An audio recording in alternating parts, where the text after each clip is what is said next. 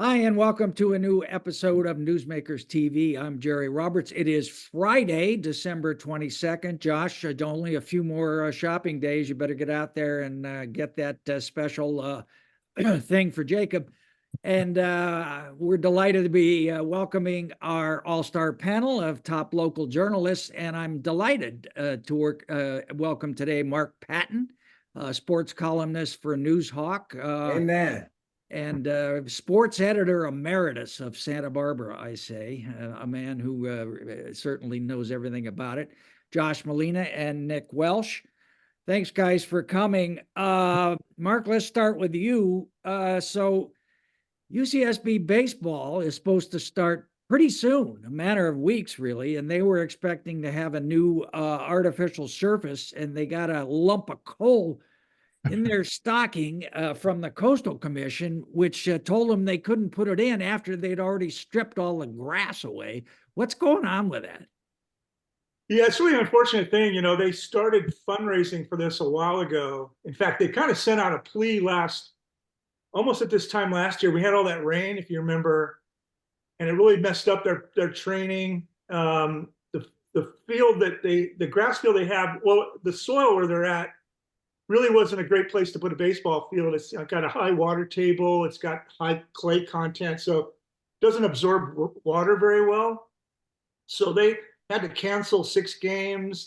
Most of their January training went down the drain, so to speak, and so they really ramped up their fundraising, and they needed $2.8 million. They finally got it. They went through all the red tape.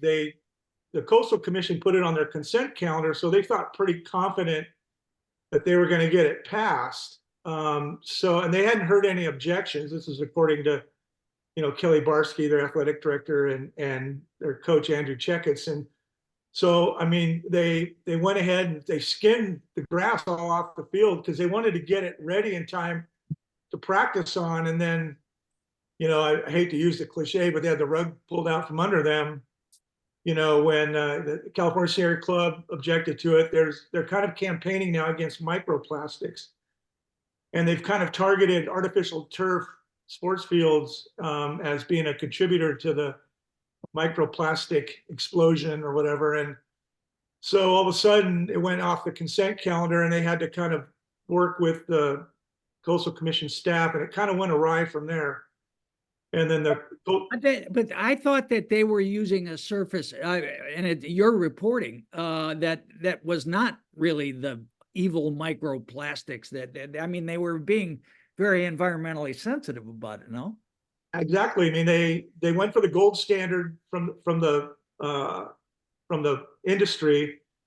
They were using it was interesting because if you've noticed, all the sports fields in town, the artificial ones, all have this crumb rubber. And I mean, that stuff can be a little nasty sometimes. But they went to this thing called Brock fill, which is made from pine wood as infill, and they got this field where it's baseball specific. It's they use like a root system so that the plastic strands don't come out easily. They spent a lot of money on this, and they went for the top thing in the industry, but there's a couple of things, I think I've heard that they didn't work well with the staff at the Coastal Commission. I know they both are, I think, at loggerheads, so to speak. And, Hudson, who's the lead guy on the commission staff, they kind of butted heads during the whole process. And I mean, UCSB claims they 4 different times they answered his questions and his concerns, and there were a couple of things that were unanswerable. They said, like the breakdown rate of the plastic, how what's the rate of that, and they really couldn't find any answer to that. And then the other one was the windblown particles. What's the effect of wind, especially because we get those Santa Anas? They're going to blow that stuff into the environment, and there's no study for that. So they didn't answer those questions, and I think that's why the commission, at the end, voted against it. Although it's interesting, they didn't really vote against it. It was kind of an interesting, I thought, a tactic, because they said, we'll approve your project, but you got to use grass. So it wasn't really a denial of the artificial turf, but it's like, if you want to use artificial turf, you're gonna have to come back to us later, and it was too late. I mean, And they were stop gonna, I mean, baseball. one of the things about it that struck me, from your reporting is, it saved a ton of water. I mean, more Yes. than a ton. I saved a lot of water. Not, it's raining now, but, it just seemed like that was a big environmental advantage that someone might have, pointed to. I'm just wondering if because we've had a couple of rainy years now. I mean, and Lake Achuma's getting a little more filled up, and I don't know. I mean, maybe it's a case where they kind of feel a little more comfortable, not addressing, the droughts we get periodically. And I grew up in Santa Barbara. I know it comes and it goes. When it rains in California, it pours, but we go years and years and years without rain. So I don't know. I mean, I think the priority change, and again, microplastics, it is an issue, but I think it seemed to me from reading all the things that UCSB had planned to do with that, they were really kind of mitigating the entry of the microplastics into our ecosystem. And but the commission I think a lot of the commissioners felt like there was too much point counterpoint. 50% think this, 50% think that. And it felt like they were just getting the industry spiel about how good this AstroTurf is, the new stuff. They couldn't really come to a decision to approve it, to prove having AstroTurf there. I think Nick, your heroes and allies in the extremist progressive environmental community have decided this is their latest hobby horse, led by Governor Gavin Newsom. What was your understanding? You wrote about this too. What was your understanding of what went wrong? Well, part of it is, I think a lot of what Mark said, there was definitely butting of heads. There was a personal aspect to it. It was more than Yeah, it just seemed nasty. It seemed you nasty. know, we agree to disagree. We're going to kick in the ass on the way out as well, and but I think beyond that, the issue of microplastics is really kind of coming on strong, and as a issue of concern, it is really growing because you have all these studies now that you kind of go, oh, fish innards are filled with these sort of very alarming counts of microplastics in their internal organs, and it's the sort of thing that you hear about and you kind of go, wow, this is really bad. And it's you don't even have to be a scientist, and maybe especially if you're not a scientist, it's very disquieting to hear this. So I think that they happen to be a big visible issue. I don't know the extent to which astroturf or synthetic turf contributes to this, but they're visible, and so psychologically that's going to be the case. And what I heard is just at the September meeting, it was supposed to be a slam dunk, so we should go right through on the consent. California Sierra Club said, wait a minute, and there was nobody from UCSB to answer their questions at the meeting, so they postponed it. And from what I hear is that, the fact that they got it so soon was in great deference to the campus, but they didn't have their ducks in a row. Obviously, the schedule they were under, if you're going to be trying to have training in January, they don't have any time. I mean, they're totally out of luck. I mean, I don't know what. And there's no other field, or were they going to play at Westmont? Are they going to play downtown? What are they going to? Yeah, that's one of the sad things about as a guy who grew up in Santa Barbara and played at Laguna Ballpark when I was a kid, because we would have our Pee Wee League and Midget League and Junior League championships there. They had a beautiful ballpark downtown, Laguna Ballpark, and the city, tore it down because they needed to put like equipment yards and and office buildings in that area. So there really is no really good community baseball stadium. You know, there's Pershing Park, but that place is really overused. I mean, it shares it with the city for softball, you know, it overlaps it. Oh, yeah. You know, It's City pretty Hall. chewed up. Yeah. It is a very irregular surface. Let's put it that way. Yeah, exactly. Pershing. So Let's what are just they say gonna do? Play all Gophers their are games on the afraid road? to go there. Are they gonna play all the games away, or, I mean, what? It's a good question. You know, in talking to Kelly Barsky and Andrew Checketts about it, you know, they're hopeful they'll get everything done in time, and they're trying to be very optimistic. With grass, they're gonna put the grass. Yeah, they've switched. You know, they call it a pivot. They're pivoting toward grass because they at this point they don't have any other choice. I mean, they could try to fight it, but then they don't have a field. So Did they already pay for the artificial stuff? they've paid somewhat. That's a good question about how much they're going to owe for the artificial turf.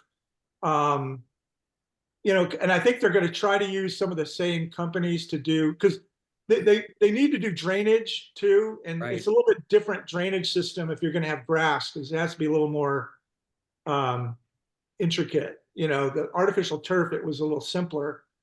So they've got some hurdles to cross. And when I asked Kelly about it, she was kind of like, we got to work some of this stuff out. And she's a very optimistic person. You know, if you talk to her, she Yeah, feels it seems like it, the quotes you had from her. Yeah. She wasn't going to pick a fight with them.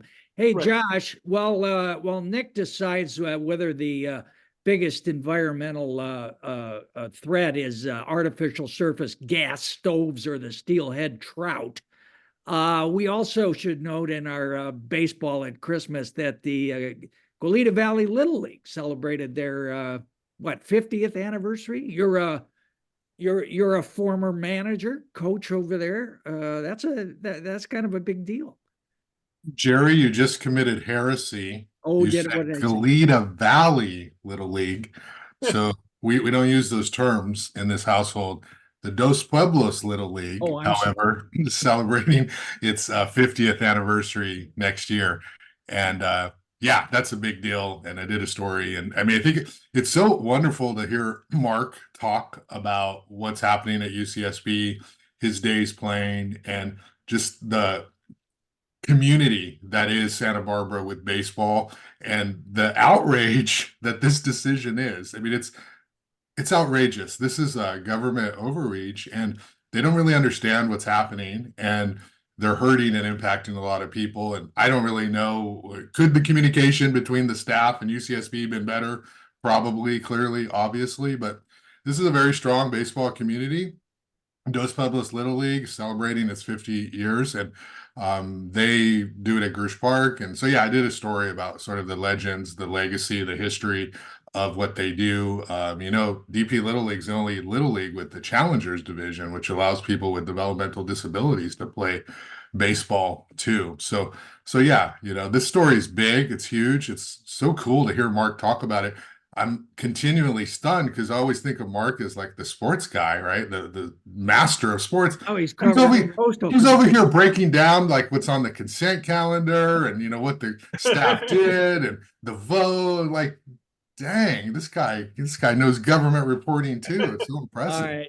All right. That was my start. That was my start in journalism. I at the Santa Maria Times, I was their first cops reporter, and then I covered the courts, and then I covered government. And I had some really bad experiences with that. So You were up there kind of a when- nice landing place. Were you covering it when Hobbs was the mayor? I'm sorry, say that again, You Nick. remember the mayor Hobbs? Oh yeah, George Hobbs. Yeah. Were you there when he was there? Yes. It was kind of a Wild West show in Santa Maria in those days. You know, I could tell you horror stories, Nick. All right, we got to move on, but we should note parenthetically that Santa Barbara's representative of the Coastal Commission, City Councilwoman Megan Harmon, was absolutely no use in this, and ended up abstaining. What? I mean, anyway, Henry, stop. All right. Nobody's perfect, Jerry. Come on. What? Nobody's mean, perfect. She had a free. She didn't have all the free yes info. Why vote. make a bad decision? She had a free yes vote. Come on. I mean, it's just a bad look for her. I don't know. All right, Nick. Another big lump of coal for the county this week, which Judge Donna Geck really kind of surprised everybody that we had this whole to do about who was going to get the ambulance contract, and the Soups decided it was going to be county fire, but apparently it's not. They're going to give it back to AMR. What's going on? It's I talk about having the rug pulled out from under you. This was a major one. AMR has been providing, has had a monopoly in Santa Barbara, an ambulance service for over 40 years now. It's never been out to bid. And this year they had a bidding process. Everybody thought, well, we should have we should get a different. And the fire guys, have been chomping at the bit. The county fire department has been chomping at the bit to take it over. They said, we can do it better, faster, cheaper, and have money left over to invest in the community. But there's a series of hoops and hurdles you have to go through that the state sets that basically limits local governments from rolling over and playing dead to the monopoly of their choice. And so Donna Geck, Judge Donna Geck, issues a scathing rebuke of the process that the county went through to give the franchise to County Fire. County Fire was supposed to take it over in March. And they bought a bunch of ambulances, did they not? They bought a bunch of ambulances. I don't remember how many, but 17 or whatever it is. It's a lot. They were in the midst of doing interviews for EMTs and paramedics. I mean, you have to hire a lot of these guys. And Geck's ruling, it's an injunction. It's a temporary injunction. And so basically, she says, hold the horses, fellas. You're not doing anything March 1st. We're going to have a trial on the underlying issues in July, and we're going to hash out. But from where I sit, she didn't say you guys are full of it, but she may as well have. The only word And the attorney general, the state attorney general. the state attorney general says, you know what, we've never seen any community pull a maneuver like this. This is the first one, and it really concerns us that we have said the state set up this whole bureaucratic rigmarole so that when local communities assign the contract to a monopoly, because pretty much you need to have a monopoly to make it pay, that you were safeguarding the community from the problems that monopolies often pose. But the irony or the paradox or whatever it is that AMR was the monopoly. There are a lot of paradoxes and ironies in this, and they're all cruel as hell. And let's just say Donna Geck has no sense of irony or paradox here.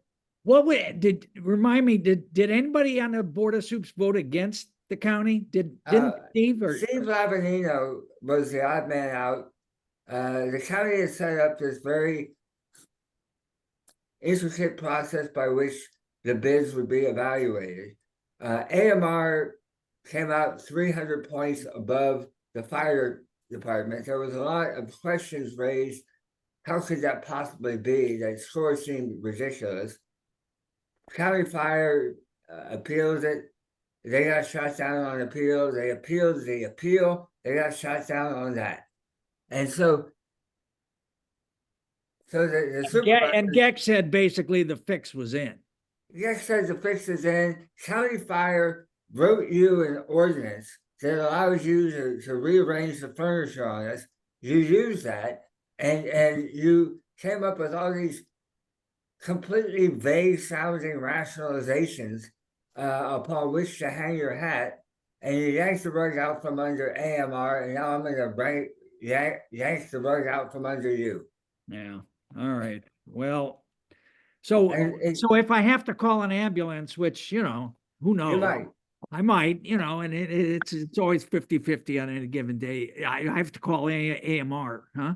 You'll be calling AMR at least through July. All right. All And, right. it could be a lot longer than that because, in the court papers, it sounds like the legal process that it could take 5 years. Oh my.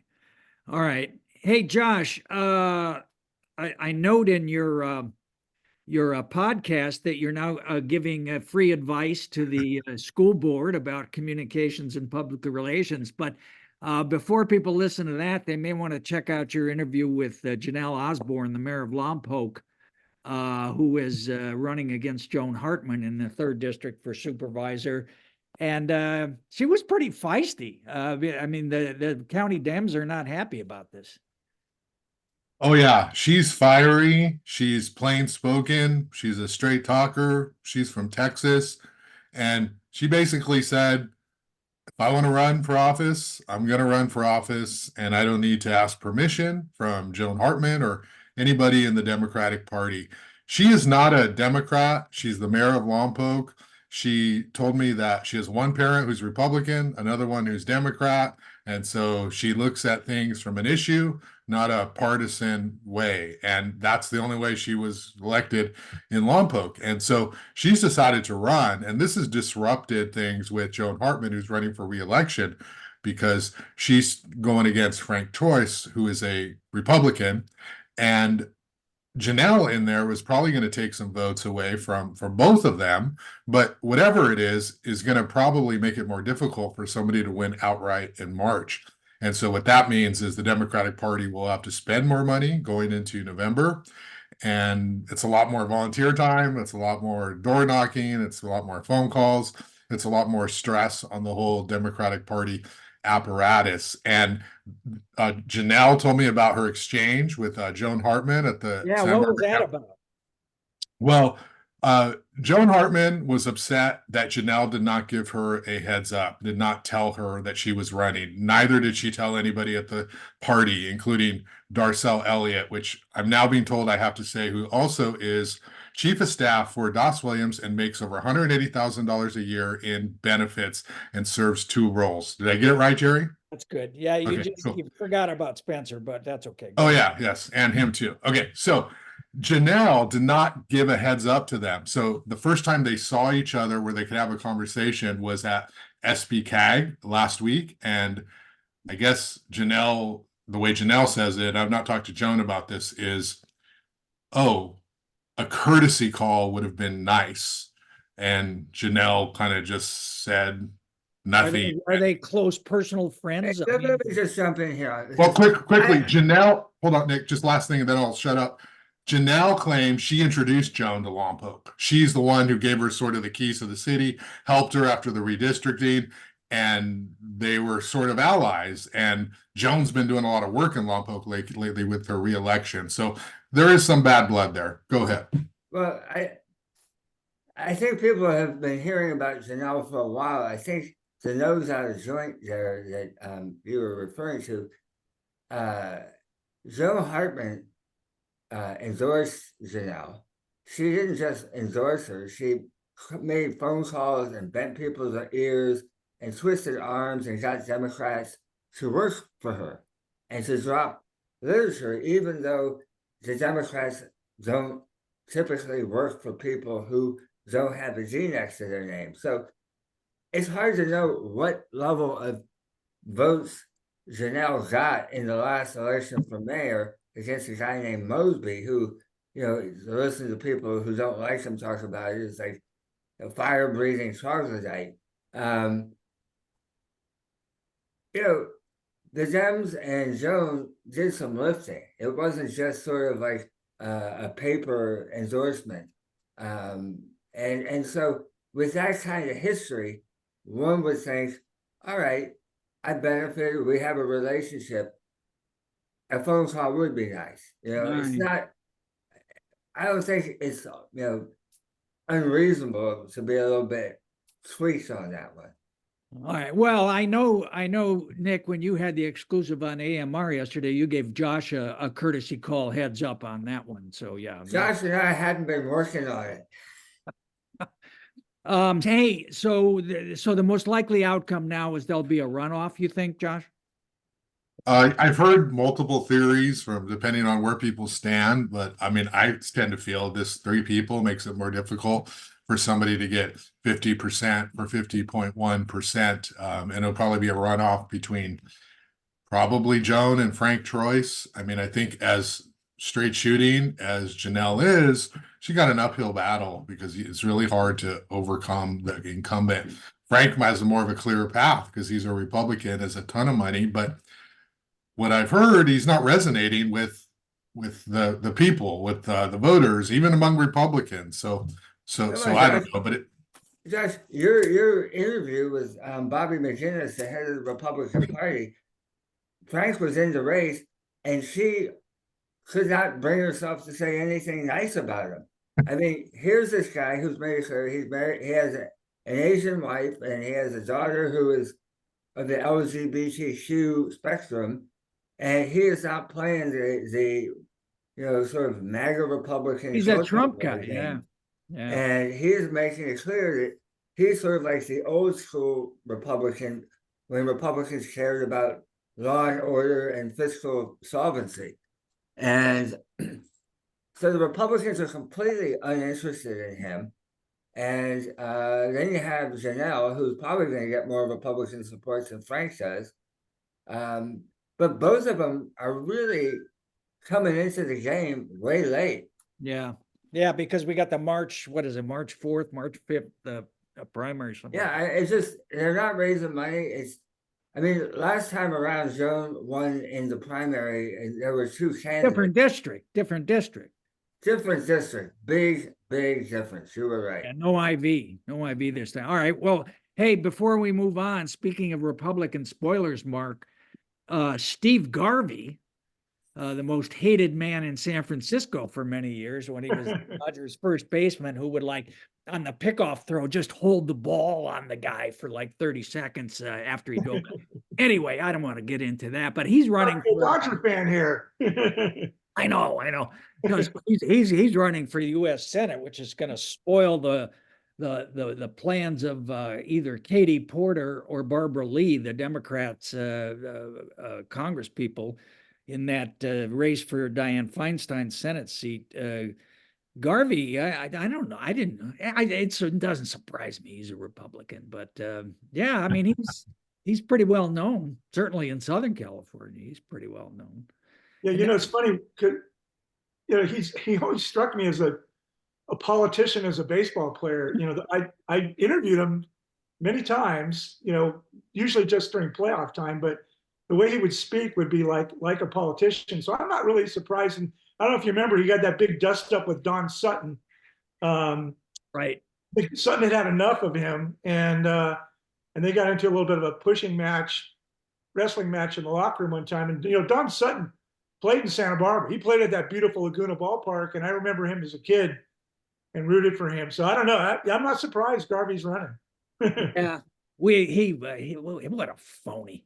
What a phony. Anyway, okay. I think that's what Don Sutton's was said too. Sutton said, "You're a real phony." So yeah, Sutton was Sutton was a great guy.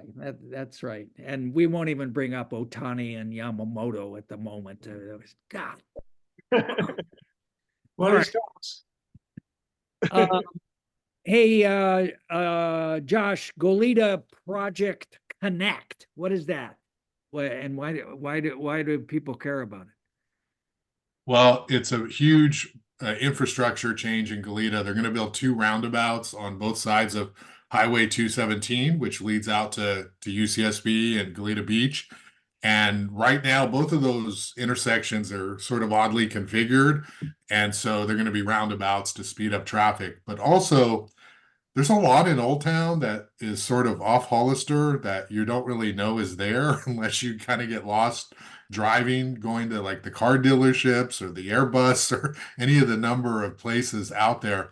But there's a whole bunch of apartments that they built a few years ago, and the street called Eckwill dead ends into a creek. And so they're going to extend that and make it through. So it's really going to improve circulation for bikes, pedestrians, cars. And so they're doing some street extensions. It's part of Goleta's effort to make Old Town Goleta more accessible, a place for people to move around without obstacles, without dead ends, and improve the traffic flow. Goleta's was neglected by the county forever, and then now the city of Goleta, 20 years, 21 years now incorporated. They are trying to do more things when it comes to changes of Old Town, including making Hollister one lane in each direction and angled parking. That's a different project, but that's what's going on there. It's going to have be a lot awesome. of bike lanes. They're gonna have a lot of bike lanes painted green out there too. Probably. Yeah, probably. Nick will be happy. You can ride all the way out there now. They got Yeah, Jerry, I can ride out there now anyway. I don't need those stinking bike lanes, Jerry. all right. Hey Nick, last night, December 21st, the winter solstice, it was also what's known as, has come to be known as the longest night. There's a ceremony for people that die on the street in Santa Barbara. You were there. What was that like? Yeah, it was actually really sober and somber and beautiful and distressing. And there was about 75 people there who were sort of huddled or gathering underneath the arches because it was raining. I was wondering if, I mean, in some ways it was appropriate. The weather was, it was kind of cold and wet, and you're out there to commemorate the longest night of the year. All the people who died who were homeless this year. It wasn't clear how many were on the streets and how many were rare. But the number that was thrown around last night was 65, with the idea that it could have been more than that. These numbers have not been vetted. That's in Santa Barbara County. I think it was more the South Coast. Again, there wasn't a precision, but it was more of a localized feel. I was struck. Santa Barbara's police chief, Kelly Gordon, was there. I don't remember police chiefs being at that before, but I could have missed it. He's Father really, Larry, who really was probably Father Larry, who was probably more ubiquitous than John Palmentary, he was there. He gave a moving prayer. Cancer from B'nai B'rith, Mark Child was there and sang, a haunting song, and the woman sang Amazing Grace and tried to, it was a sing-along, and she tried to drag it out of everybody else there. She did a pretty good job. But, it was a sobering reminder of, when you walk down the street and you see people, you're sort of laying in the alleys or whatever, it is those are not freeway miles those people are traveling. And, people die early that way. And you mentioned the Chief Gordon. Any politicians make it or no? Again, it was dark and I had a bad vantage point. The only one I recognized and can say that I saw was former Mayor Helene Schneider.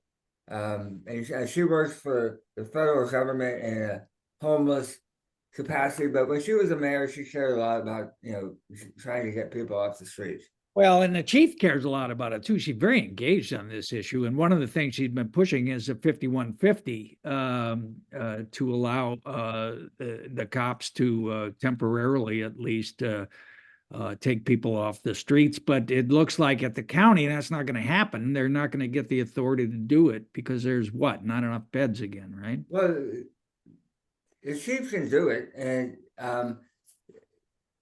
she would probably. There's not enough beds. That is the long and the short answer. There's not enough beds. There haven't been for about 40 years.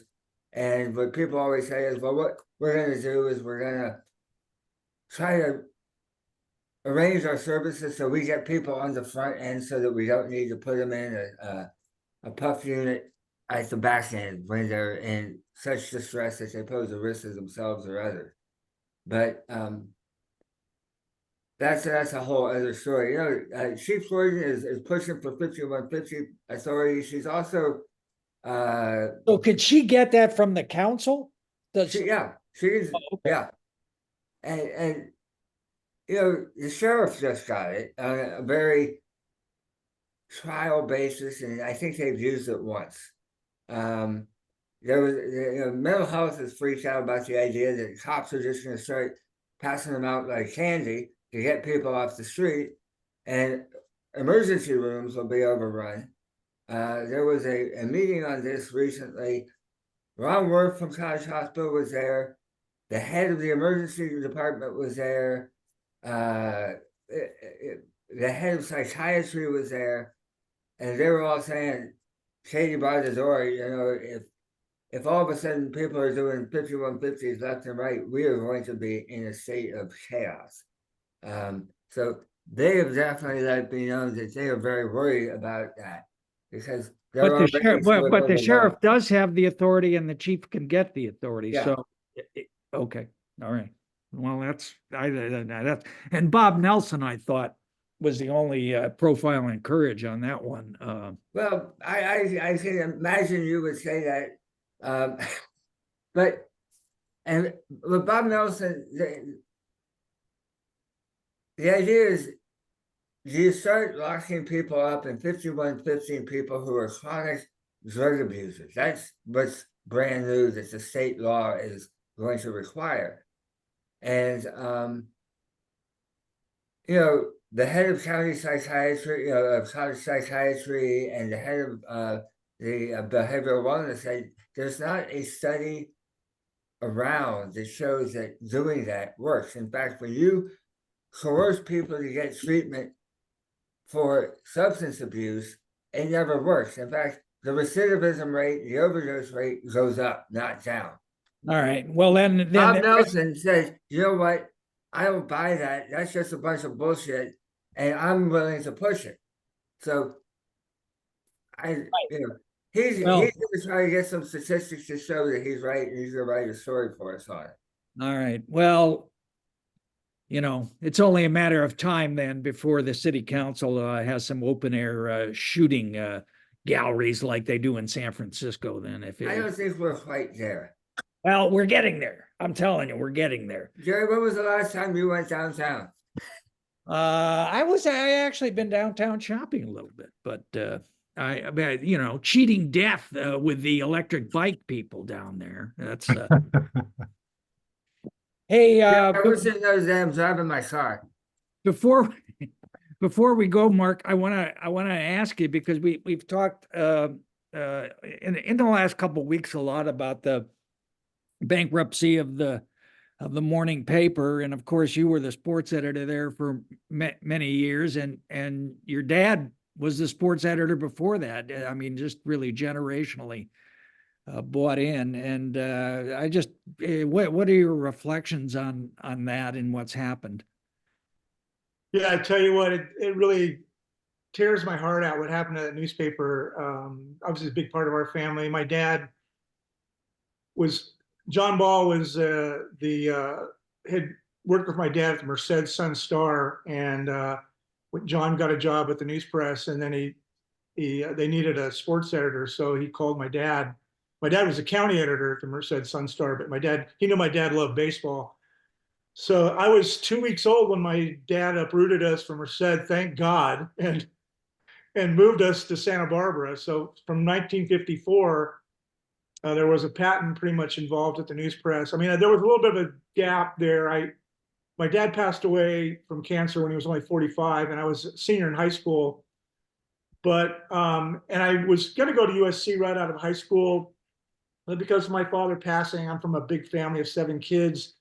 Didn't feel right leaving town, and so I went to City College for 2 years. And the guy who succeeded my dad, Dave Cole, he hired me as a part-timer while I was going to junior college, and I was on the school paper there. And then I went to USC out there. So there's about a little bit of a gap of a couple of years, and I worked in Santa Maria. I actually had an internship on Capitol Hill in Washington. That was a real experience right after Watergate. So that was fun. But I did come back to Santa Barbara in December of 1977 and worked the news press all the way until 2021. And I saw so many changes over the years. I mean, the news press was a great newspaper. I mean, as you know, we won the Pulitzer Prize. I was 8 years old. I remember my dad coming home and He was just going on and on about how proud he was of the news press. We had kind of attacked the John Birch Society. The John Birch Society had gone after Earl Warren and Dwight Eisenhower, two Republicans, and it was kind of interesting. But the John Birch Society was the early day Donald Trump Society. They were seeing a communist under every desk, and so the news press kind of took the John Birch Society on and won a Pulitzer Prize for it. And and then when the T.M. Stork eventually, who was obviously a big mover and shaker in Santa Barbara. I mean, it was UCSB wouldn't have happened without T.M. Stork, and the Kachuma Dam and Gibraltar Dam and all that stuff wouldn't happen without T.M. Stork's influence in the state of California. And and even during the Great Depression, a lot of those things were built. Laguna Ballpark for one thing, Pershing Park, County Bowl, or now Santa Barbara Bowl. All that stuff would not have happened without T.M. Stork twisting arms in Sacramento. He had so much influence. And using the influence of the paper too. I mean, as well. Yeah. Absolutely. I mean, the Santa Barbara News was really a powerful influence on Santa Barbara in general. And then, he sold it to the owner of the Philadelphia Bulletin, who was a good steward. And then he sold it to the New York Times, which was a good steward. And then Wendy bought the paper in 2000, and things were okay for a while, although everyone was a little upset when Alan Parsons was let go as the editor and publisher. We thought Alan was a New York Times guy who was really competent, and then we were all happy when she hired you. I mean, you were real pro, from the Bay Area, and things were good. You hired some really great people. Josh being one of them, and we were really clicking, and then things, as I don't have to tell you, things went down the drain when he decided she really wanted to take over, the decision making in the newsroom, and it just spiraled. It went down, down, down. We formed a union to kind of protect ourselves from Wendy's strong arm tactics in the newsroom, and filed a lawsuit against her in 2007 for unfair labor practices. She fired some people who were involved in that, like Dennis Moran, which I felt really bad about because I talked him into joining the negotiating committee for the union and ended up getting him fired. And I think Marilyn McMahon was the only one who survived being on the negotiating committee. But I'm listening to you, and what you guys did as sports writers. I mean, think about it. You had and John Zant. I mean, these are the two of you are like titans in sports journalism. And you don't just like get some intern in off the street and say, hey, go do this. The institutional, historical, cultural knowledge that you guys have in your pores about who Santa Barbara is and what it is, and the breadth and depth of the community above and beyond what somebody who's run for office happens to think is a cool thing to say. It's just so profound. And to lose that, it's not just box scores. It's like people live in the sports section. That's where life happens. And to lose that is not easily replaced by a weekly paper or by blogs or any of this stuff. And that is one of the real tragedies in terms of what we lost as a community when we lost that paper. Yeah, John was just amazing. Funny you say that because John Zant was my mentor. He was my dad hired him in 1968. John was an amazing writer, still is, and became one of my best friends. We went to New York together. We took a trip, he and our wives. We went to New York together last spring to visit New York, and he showed me around. His kids live there, and I love the guy. And when he was fired, it really gutted me because, for one thing, he was covering the Gaucho women's basketball team. I was covering the Gaucho men's basketball team. The Gaucho men's basketball team at that time was playing at UC Davis. The women had a home game against UC Davis. Don Hobbs called us both up to have us show up on the bridge to protest what Wendy was doing to us. And it was a subscription boycott. And John showed up because he was in town. I was in Davis. I couldn't show up. That's why John got fired and I didn't get fired. And wow. the luck of the draw, it would have been me on that bridge and not John. And you know, that was like one of the. I remember a couple of people coming to me and says, "How could she fire John Zant? I mean, that guy is an institution. He's loved. I mean, he's an amazing man." And she didn't care. I mean, there was no empathy with her at all, with any of her employees. I can't tell you how many times I watched the human resources director march up with a security guard, go right past my desk because I was right at the entranceway to on the third floor, and they would go to a desk and tell someone to take their personal belongings, and they would perp walk them out of the building. And like, thank God I wasn't there when they did that with John and with Barry Punzel, because you know they're two of my closest friends, and for them to get fired, Nick, you're totally right. Those guys are institutions in Santa Barbara. They so much institutional knowledge and just warmth and love for Santa Barbara sports and Santa Barbara in general. And it just, I can't tell you how terrible it was for her to destroy that newspaper. Yeah. Josh, I know you're itching to point out that you were actually there and when I arrived, and then I didn't hire you, but Okay, sorry, Josh. I mean, Jerry, let's be That honest. I old? wasn't really born at the news press till you walked through the doors and told me I needed to do better. So, Josh, I think what you're trying to say here is if it wasn't for you, Jerry Roberts would have been a has-been hash from. well, yeah. What's wrong with that? All right, everybody, we got to get out of here. Merry Christmas to everyone. Happy Hanukkah, all of those good things. We'll be back next week with our New Year's celebration, New Year's Eve celebration, and we'll talk about the biggest stories of the year. And I'm sure that the death of the daily newspaper will be one of them. Mark Patton, Josh Molina, Nick Welsh. Thanks, guys, so much for doing it. And we will see you next time on Newsmakers. Merry Next Christmas. time. thank you. Hey, Thank you, Jerry. Thanks, guys. Nick, Josh. nice you. to see you. Nice